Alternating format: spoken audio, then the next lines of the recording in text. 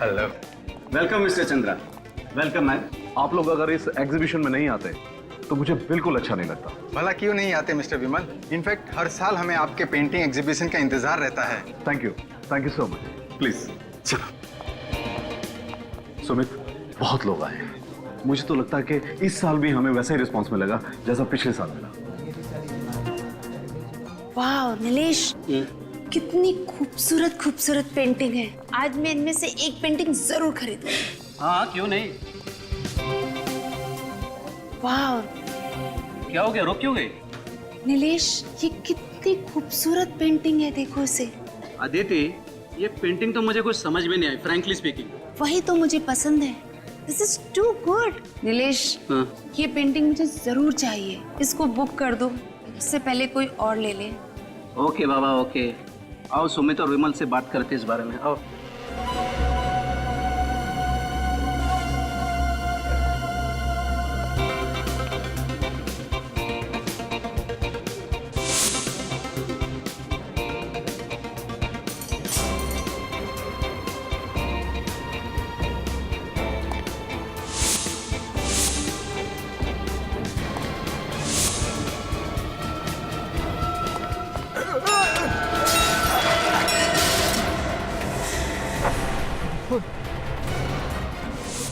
अरे इसे पोज देता हूँ जल्दी।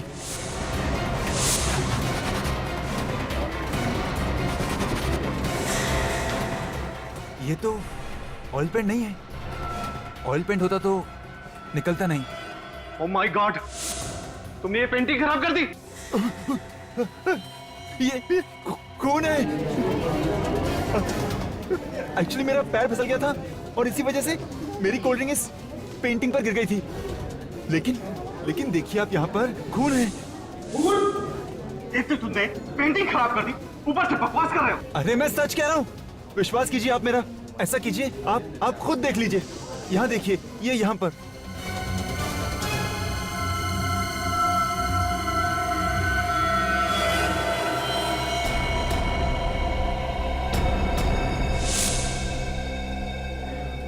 हाँ सुमित, ये ठीक कह रहा है। ये तो वाकई खून है। लेकिन पेंटिंग पे खून कहाँ से आया? मुझे तो समझ नहीं आ रहा। हमें सीआईडी को फौरन बुलाना पड़ेगा।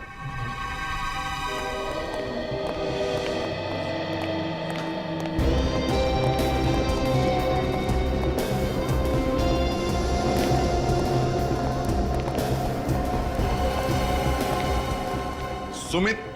जी सर, मैंने ही आपको फोन किया था। सर यही वो पेंटिंग जिस पर हमें खून मिला। अच्छा, ये है वो पेंटिंग। जी सर।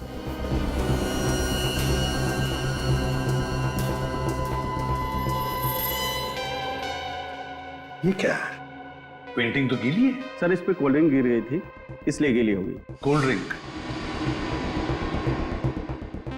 कैसे हुआ ये सब? सबसे पहले किसको पता चला कि पेंटिंग पर खून है? सर मैंने देखा था। एक्चुअली मेरे हाथ से ही कोल्ड ड्रिंक पेंटिंग पर गिर गई थी। मैं हड़बड़ाहट में इसे साफ करने गया तो पता चला कि ऑयल पेंट नहीं, खून है। सुमित, ये पेंटिंग का एग्जीबिशन तुमने ही ऑर्गेनाइज किया है? सर हम दोनों ने। ये विमल है, मेरे बिजनेस पार्टनर। हर साल हम लोग ये एग्जीबिशन ऑर्गेनाइज करते हैं। कितने सालों से बिजनेस का पार्टनरशिप है आपकी? सर 3 साल की। 3 साल की बिजनेस पार्टनरशिप है। अच्छा। सब बाकी सारी पेंटिंग्स पर पेंटर का नाम और उस पेंटिंग का दाम भी लिखा है, पर इस पेंटिंग पर ऐसा कुछ भी नहीं लिखा। पेंटिंग्स को एग्जीबिशन में डिस्प्ले करने से पहले आपने अच्छी तरह से जांच नहीं की? क्यों जांच नहीं की? क्यों नहीं की जांच? जब इतने बड़े एग्जीबिशन में सेलिब्रिटीज आने वाले थे, वीआईपीज आने वाले थे, हैं? इतनी लापरवाही? सर हमने खुद एक एक पेंटिंग चेक की थी। यहाँ पे जितनी भी पेंटिंग चल गई हैं, उन आर्टिस्ट की लिस्ट है हमारे पास। हाँ सर, हमने 40 पेंटिंग्स मंगवाई थी और सारी पेंटिंग्स अच्छे से जांच परख करने के बाद ही मेरे स्टाफ ने गोडाउन में रखी थी। हाँ, लेकिन ये वाली जो पेंटिंग है, ये उसमें नहीं थी सर। रजत, जरूर पेंटिंग की अदला बदली हुई है। अदला बदली जरूर हुई है।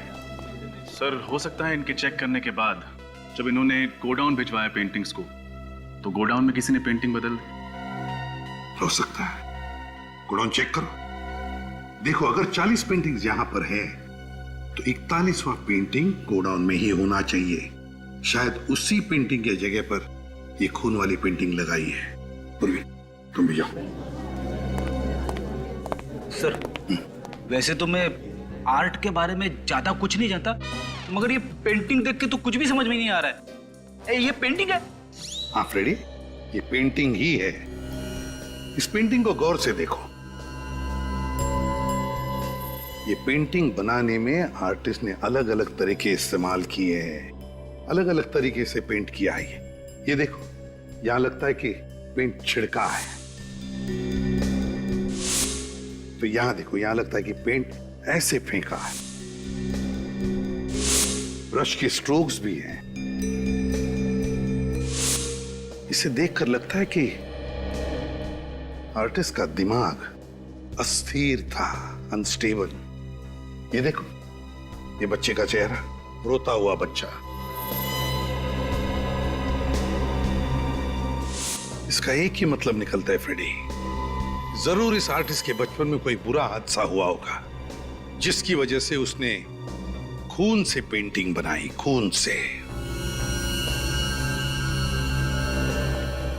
तुम्हारे यहाँ के पेंटिंग्स और पेंटर्स सबकी लिस्ट चाहिए हमें। Okay sir. हाँ, हमने पूरा गोडाउन चेक किया। हाँ, कोई पेंटिंग नहीं मिली। कोई पेंटिंग नहीं मिली? मतलब हमारा शक सही निकला, असली पेंटिंग गायब है। आपके और आपके स्टाफ के अलावा और किसी ने हाथ लगाया था इस पेंटिंग को? सर, हम किसी को भी हाथ नहीं लगाने देते। किसी को भी नहीं? जी नहीं। मेहमानों को भी नहीं? जी नहीं। काम करो, विमल और सुमित और उनके पूरे स्टाफ मेंबर्स, सबके उंगलियों के निशान ले लो। उंगलियों के निशान? वो किस लिए सर? फ्रेडी, जिसने भी ये पेंटिंग यहां पर लगाई होगी, उसके उंगलियों के निशान तो आए ही होंगे इस पर, है ना? तो बस वो उंगलियों के निशान बाकी सारे लोगों के उंगलियों के निशान के साथ मैच करके देखेंगे, पता चल जाएगा। इसे फोरेंसिक लैब भेज दो। हाँ, चलो। और जैसे ही कुछ पता चले हम आपको बता देंगे।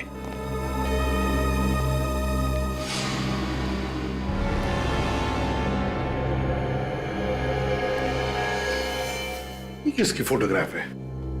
सर, ये मेरा परिवार है। ये मेरी पत्नी और बच्चे। पंचगंदी में एक एक्सीडेंट हुआ था, कार खाई में गिर गई और सब मारे गए। I am sorry.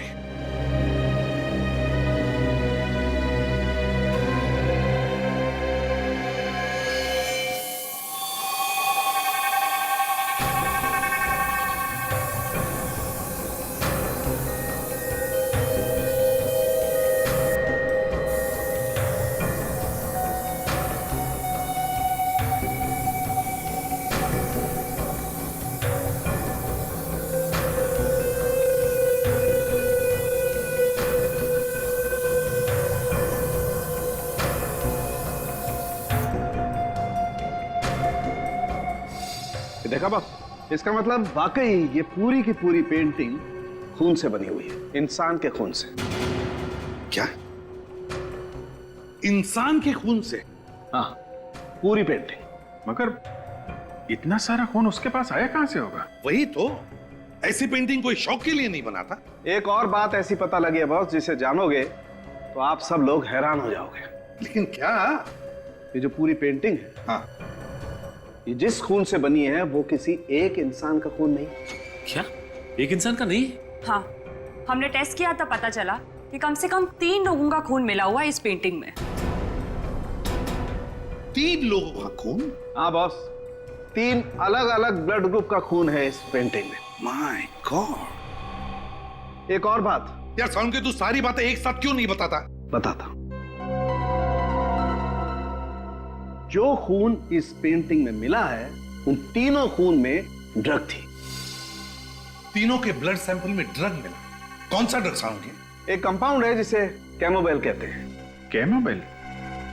अब ये कैमोबेल क्या चीज है? ये कैमोबेल अगर दिन में 2 बार लिया जाए तो 24 घंटे तक भूख नहीं लगती। और इस कैमोबेल का इस्तेमाल किस लिए किया जाता है? जिन लोगों को कम से कम समय में अपना ज्यादा से ज्यादा वजन घटाना होता है, वो लोग इस दवाई को लेते हैं। लेकिन ये दवाई आसानी से नहीं मिलती है। बहुत ही गिने चुने मेडिकल स्टोर पे दवाई मिलती है, वो भी डॉक्टर के प्रिस्क्राइब करने के बाद। ऐसा क्यों सर? वो इसलिए क्योंकि ये दवाई सेफ नहीं है, इसके साइड इफेक्ट्स हैं, इसलिए इसे खुलेआम बेचने पर पाबंदी लगा दी गई। मगर सर उन लोगों को ये ड्रग्स लेने की जरूरत क्या होगी? डॉक्टर साहब वाकई ये तीनों वजन घटाना चाहते थे या बात कुछ और ही है? बात कुछ और ही है दया।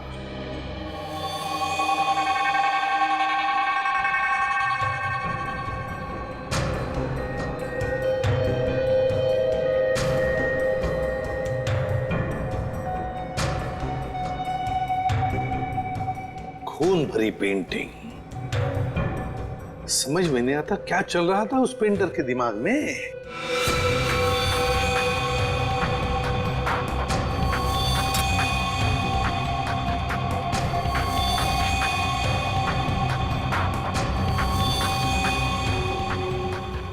मुझे तो ये पेंटिंग बहुत अजीब लगती है।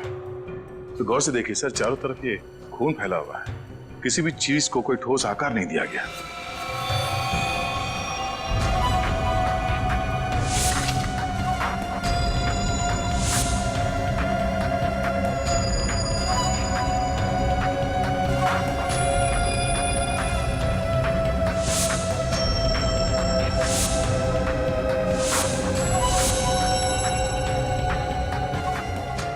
ये काम तो किसी नौसिखिया का ही लगता है।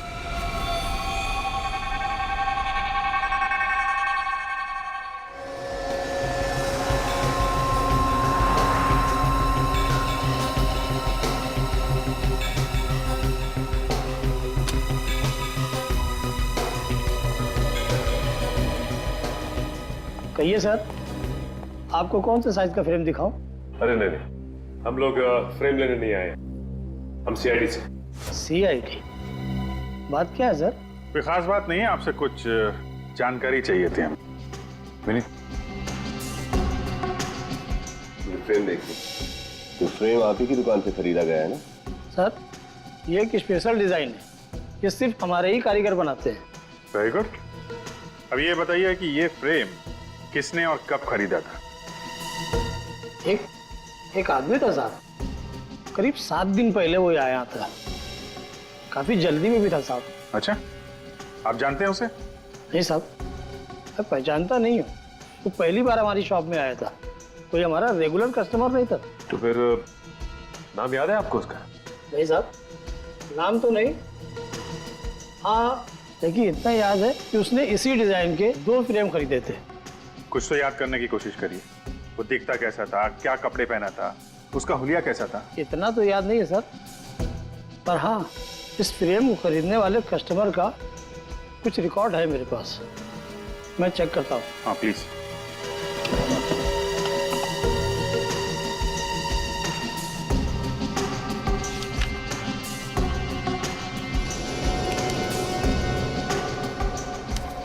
ये मिल गया सर, ये उस फ्रेम के बिल की कॉपी है।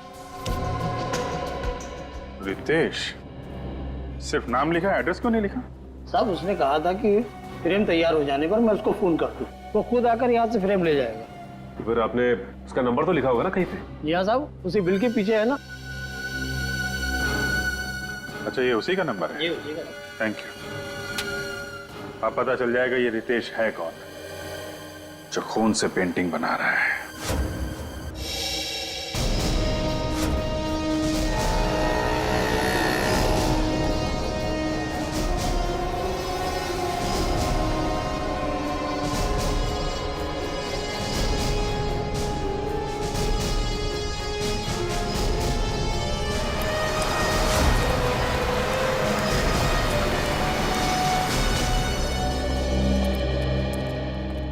आइए सर।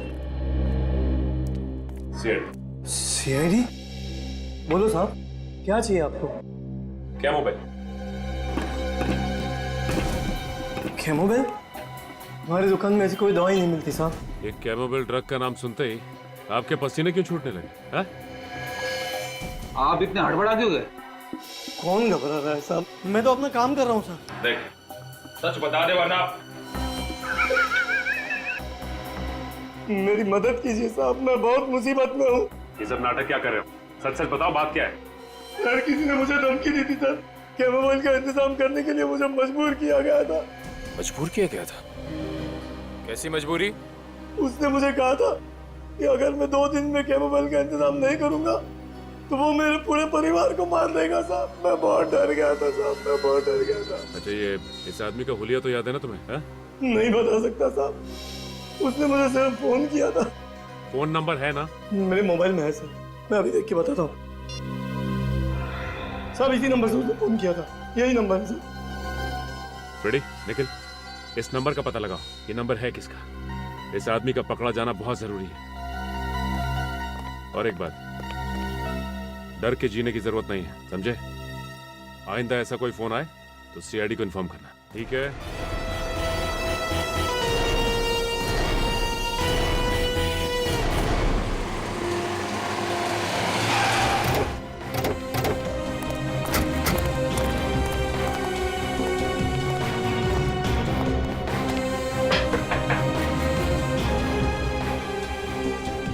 सर लगता है कि अंदर कोई नहीं है। हमारे आने से पहले ही ये रितेश फरार हो गया लगता है। तोड़ दो दरवाजा।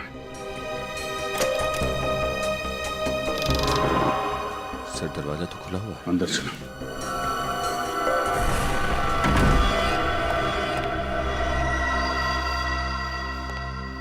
घर का तो सारा सामान बिखरा पड़ा है सर। हाँ, लगता है यहाँ पे हाथापाई हुई है। सर ये रितेश तो कहीं दिखाई नहीं दे रहा यहाँ। पूरा घर चेक करो।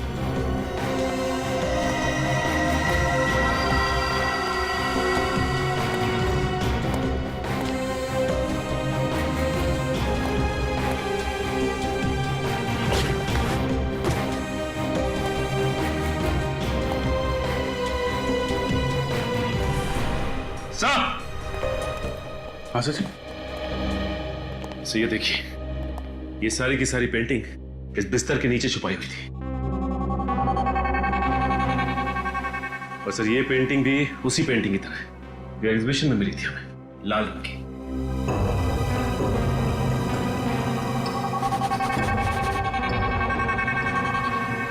खून?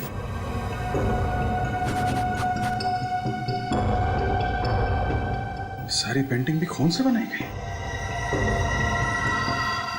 सर लगता है कि रितेश ये सारी पेंटिंग्स बना रहा है। पानी की आवाज?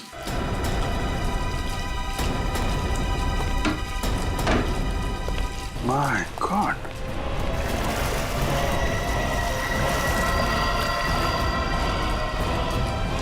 ये तो मर चुका है। इसे कहीं देखा लगा है। ये आदमी तो वहां एग्जीबिशन में था ना, वॉलंटियर।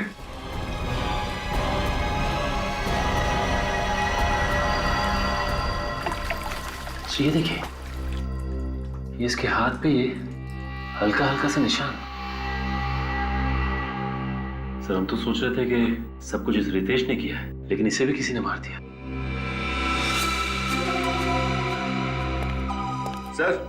सर ये देखिए, खून के निशान। सर हो सकता है कि रितेश की हाथापाई हुई हो कातिल के साथ, और हाथापाई के दौरान उसका खून यहाँ पे लग गया हो। कातिल का भी खून हो सकता है। काम करो, इस खून का सैंपल ले लो और लाश को फोरेंसिक लैब भिजवाने का इंतजाम करो। हेलो, क्या?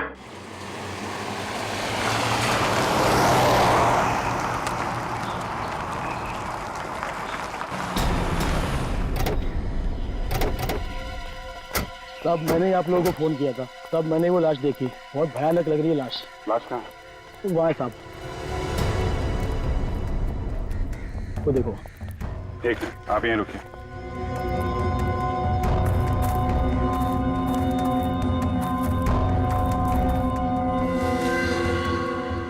काम करो, लाश को बाहर निकालो।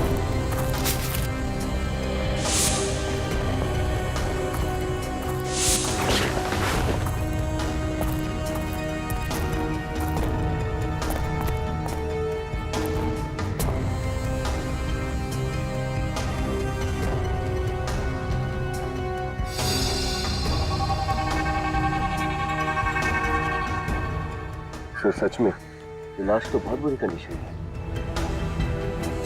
लाश तो बिल्कुल पीली पड़ गई है। सर इसकी हालत देख के लगता है जैसे इसने काफी दिनों से कुछ खाया पिया नहीं था। शरीर पूरी तरह से सिकुड़ चुका है और सर लगता है इस लाश का चेहरा जानबूझकर बिगाड़ा गया है।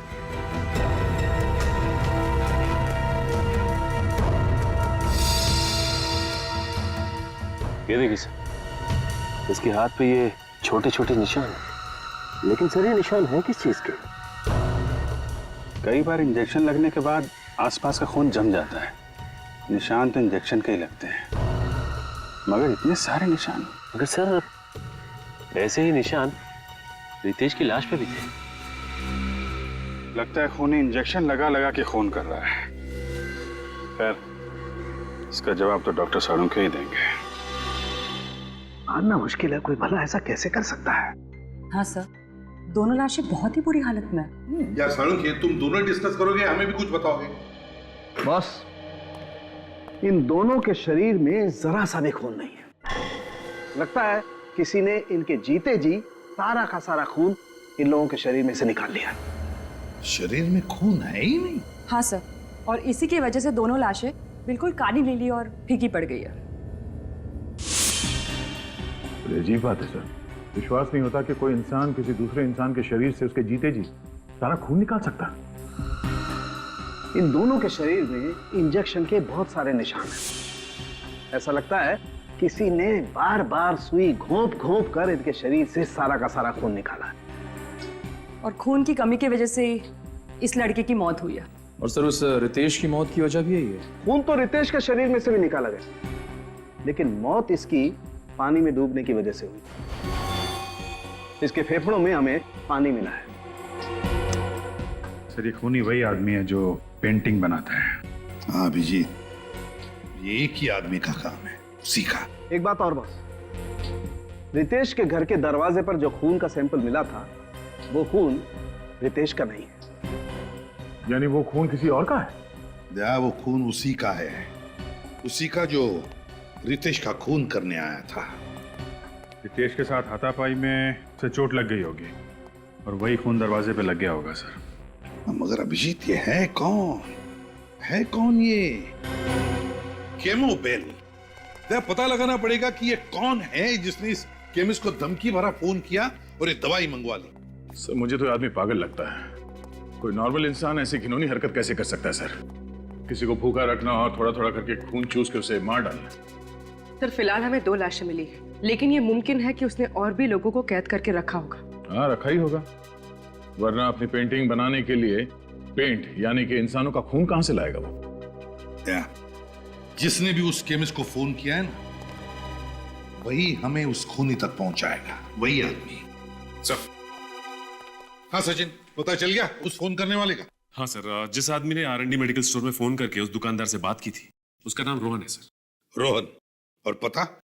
सर उसका पता भी चल गया है, लेकिन उसके पते पे जाकर पता चला कि उसके नाम की तरह उसका पता भी नकली है सर। नाम भी नकली और पता भी नकली, तो फिर ये फोन किया किसने होगा? है कौन ये? सर ये फोन जिसने भी किया उसने सिम कार्ड लेने के लिए नाम और पता दोनों ही नकली दिया था सर। सर उसने उस दवाई की दुकान पे फोन किया और फोन ट्रेस ना हो इसलिए सिम निकाल के फेंक दिया। कोई बात नहीं, उसने जिस वक्त उस दवाई की दुकान में फोन किया था, हम पता लगा सकते हैं कि उस वक्त वो कहां पर था उसके उस फोन से। वो भी पता चल गया है सर। फिर ये फोन चोर बाजार से किया गया है, घाट कोपर के चोर बाजार से। चोर बाजार? फिर इस इलाके में तो नशीली चीजें बेची जाती है, ड्रग पेडलर्स के अड्डे बने हुए वहां पे। तो फिर दया, ये फोन जरूर किसी ड्रग पेडलर ने ही किया है।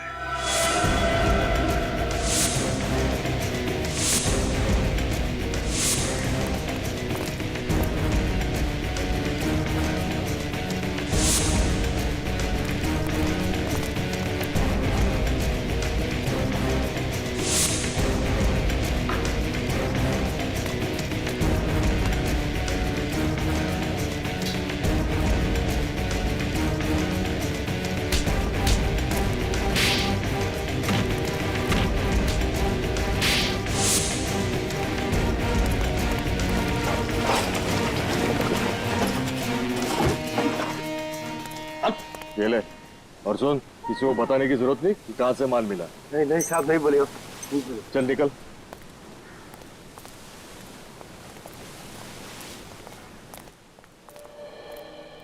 अरे भाई, अपने को दवा मांगता है क्या? मोबाइल मिलेगा क्या? अरे अपने पास ऐसी कोई दवाई नहीं है रे, अपन दवाई थोड़ी बेचते हैं।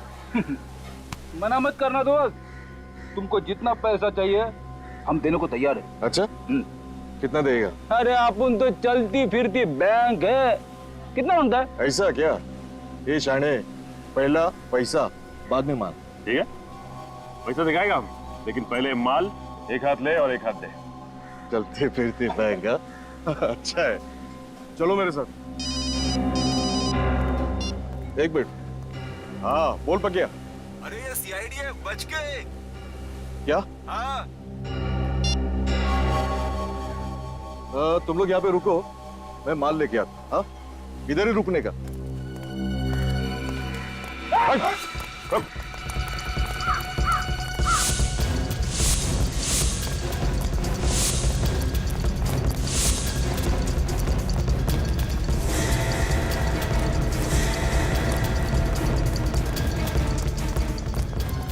भागता किधर है?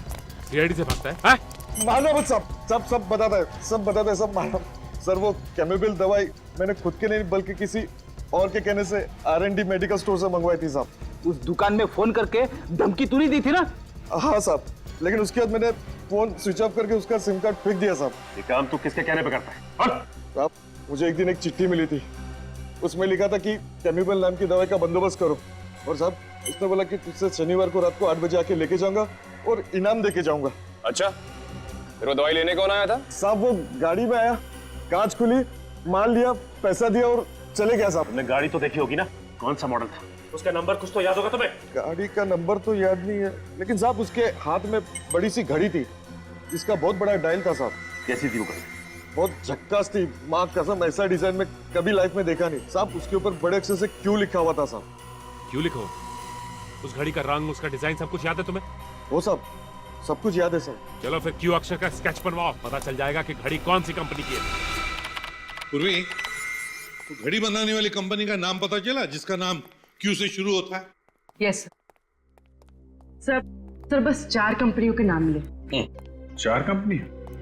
अब जरा देखो उन 4 कंपनियों में से वो कंपनी कौन सी है जिसकी घड़ी उस गुनहगार ने पहनी थी। एक बार वॉच कंपनी का नाम पता चल जाए सर, तो गुनहगार का भी पता चल जाएगा।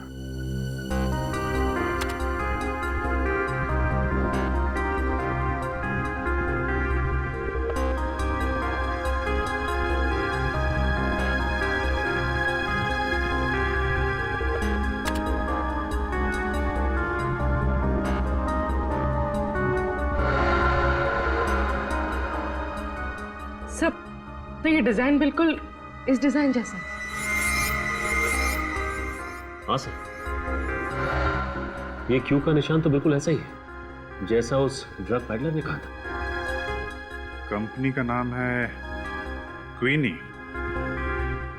सर ये जर्मन ब्रांड है। अगर इस कंपनी ने हाल ही में अपने देश में ये घड़ियां बेचना शुरू किया है तो फिर इनकी दुकानें, इनके आउटलेट भी कम ही होंगे, है ना? और घड़ी भी काफी महंगी है सर। इतनी महंगी घड़ी है तो फिर सर खरीदने वाले लोग ज्यादा नहीं होंगे। हाँ, इस घड़ी की कंपनी की जितनी भी दुकानें हैं सब पे जाकर पता लगाना पड़ेगा कि किन किन लोगों ने ये घड़ी खरीदी थी और कब खरीदी थी। सर ये है क्वीनी वॉच कंपनी का ऑथोराइज आउटलेट। ठीक है, चलो अंदर चल के देखते हैं क्या पता चलता है।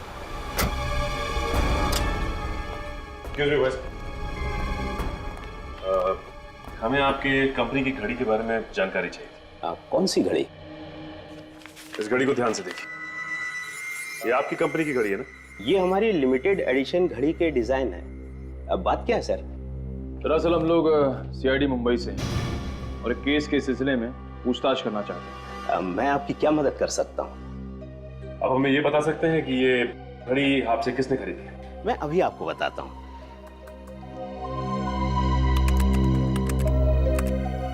ये रही 6 लोगों की लिस्ट सर। ये शख्स कैसे हो सकता है? ये भला ऐसी साजिश क्यों रचेगा? इस साजिश के पीछे किसका हाथ है ये तो हमें पता चल चुका है, लेकिन साजिश के पीछे कारण क्या है ये इससे मिलने के बाद पता चल जाएगा।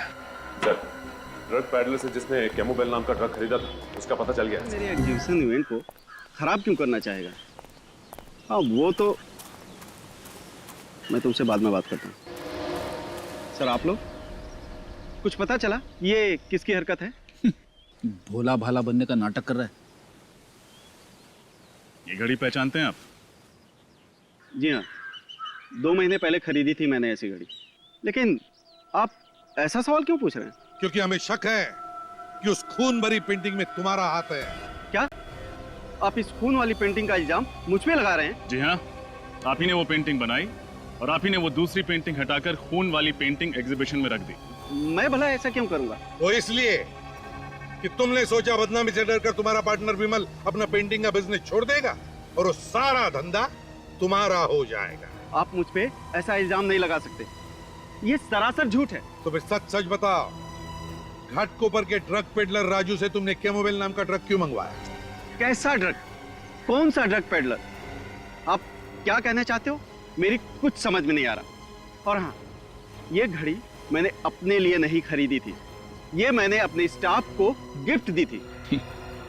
खुद को बचाने के लिए अब एक नई कहानी। प्लीज आप मेरा विश्वास कीजिए, ये कोई कहानी नहीं है, सच है। तुम्हारे स्टाफ मेंबर का नाम और पता चाहिए हमें।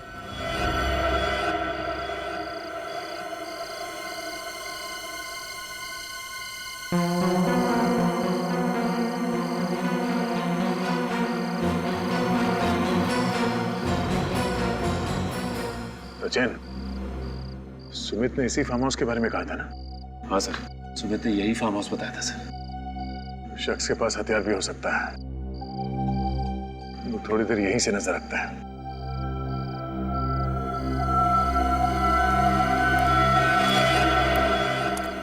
कोई आ रहा है वहां से, पीछे।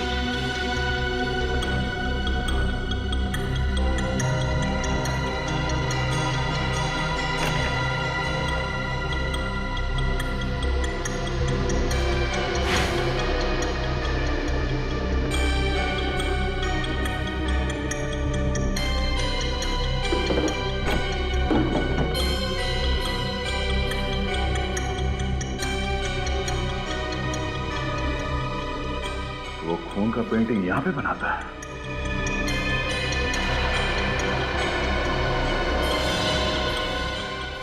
ये क्या?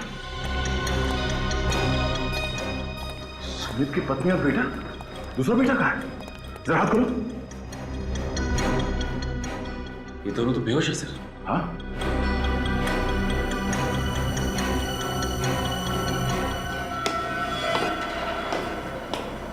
कोई आ रहा है।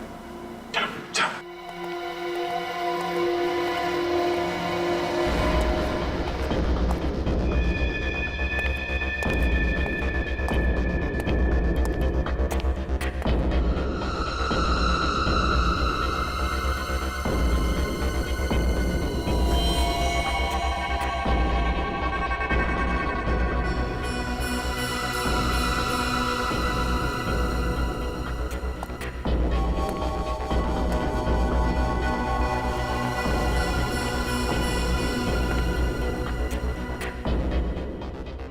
सुमित जी तो कह रहे थे कि उनकी पत्नी और दोनों बच्चे एक्सीडेंट में मारे जा चुके हैं। लेकिन सर उन्होंने ये भी तो बताया था कि उनकी लाशें अब तक नहीं मिली हैं। मतलब एक्सीडेंट हुआ ही नहीं था। इस पेंटर ने इन्हें यहाँ पे बंदी बना के रखा है। इसका मतलब इस पेंटर ने इन दोनों के शरीर से खून निकाल कर उसी से वो पेंटिंग बनाई थी। फिर इन्हें केमो बेल खिला के जिंदा रखा ताकि ये मर न जाए। हाँ बेटा, तेरा खून निकालो। देख, पेंटिंग बनाने का टाइम हो गया ना, तेरा खून नहीं निकालूंगा तो अपनी पेंटिंग में रंग कैसे भरूंगा? ला।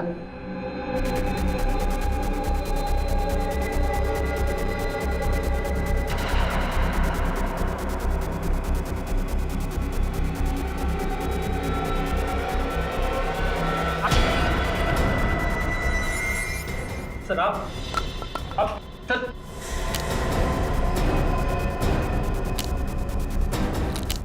सर मैं आपको सब कुछ सच सच बता दो सर। सर सब कुछ मैंने किया सर। सर सब कुछ मैंने किया सर। मैंने मारा है सर। सर मैं बता दो सर। आप रेडी निकल, जल्दी से खोलो इन्हें, हॉस्पिटल लेके जाओ।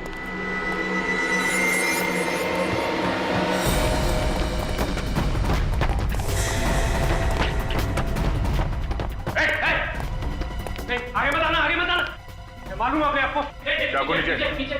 पीछे जाओ, मैं मार रहा हूँ। ठीक है, इस बार छोड़ देते हैं हम लोग। अगर आइंदा ऐसा कुछ किया ना तो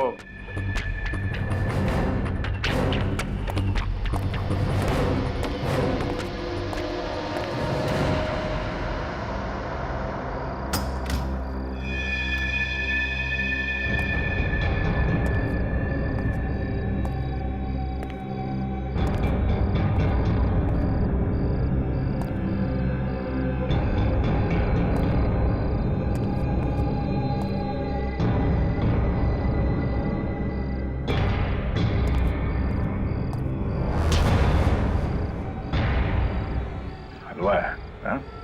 ऐसे ही छोड़ देंगे तुझे? कोई सजा देनी है दे दो, अपने किए पे कोई अफसोस नहीं। मैं तो बहुत खुश हूँ। तुम खुश हो?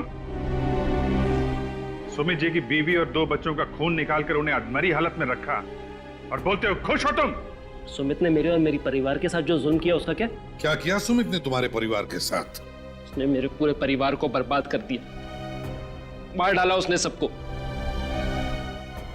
मुझे अनाथ कर दिया। ठीक से बताओ रघु, आखिर हुआ क्या था और कब हुआ था? बात आज से 12 साल पुरानी। तब हम लोग बहुत गरीब हुआ करते थे। मेरे बाबूजी ने सुमित से कुछ पैसे उधार मांगे थे मेरी बीमार माँ के इलाज के लिए। बाबूजी समय से कर्ज लौटा नहीं पाए, तो उन्होंने मोहलत मांगी। मोहलत की एवज में सुमित ने मेरे बाबूजी से गुलामों की तरह दिन रात काम करवाया। और जब इतने से भी उसका दिल नहीं भरा तो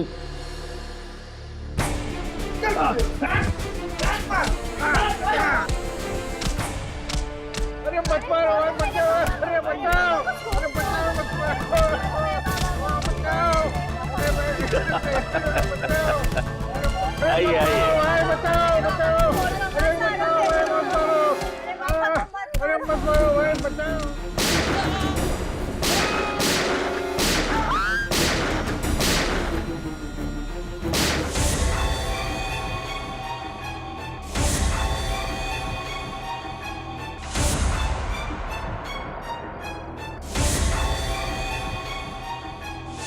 तो इसलिए तुम सुमित जी से बदला लेना चाहते थे? हाँ, इसलिए तो मैंने उनके यहाँ पे इतने साल नौकरी करी और उनके बारे में सब कुछ पता कर लिया। सुमित जी तुम पे भरोसा करते रहे और तुमने उनके भरोसे का फायदा उठाकर उनकी पत्नी और दोनों बच्चों को अगवा कर लिया। हाँ, और उसके बाद मैंने उनको किडनैप कर लिया, उनकी गाड़ी को खाई में धकेल दी और तुमने उन्हें बंदी बनाकर एक खुफिया कमरे में छुपा के रख दिया। और फिर मैं उनका खून निकाल के अपनी पेंटिंग बनाता रहा।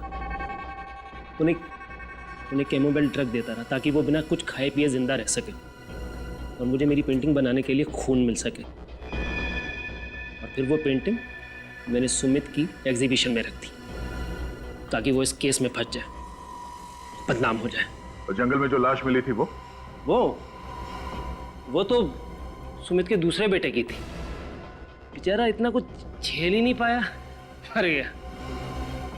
फिर मैंने उसकी लाश का वो हाल किया कि कोई भी उसे पहचान ना पाए। और रितेश, वो तो तुम्हारा साथी था ना, उसे क्यों मार दिया तुमने? वो मेरी मदद करता था, अच्छा लड़का था, और मैं अपनी पेंटिंग भी उसके घर में रखता था। लेकिन एक दिन उसे पता चल गया कि मैंने ये पेंटिंग खून से बनाई। वो मुझे धमकी देने लगा कि वो अपने बॉस को जाके सब कुछ सच सच बता देगा। तो आप बताइए ना कि मतलब ऐसे तो उसका क्या फायदा? हाँ? फिर उसके बाद मैंने उसे भी मार दिया।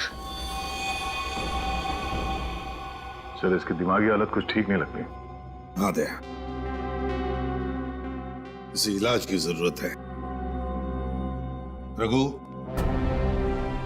सुमित को तो उसके किए की सजा मिलेगी ही मिलेगी, पर तुमने भी एक बहुत घिनौना जुर्म किया है और कोर्ट तुम्हें कभी माफ नहीं करेगा।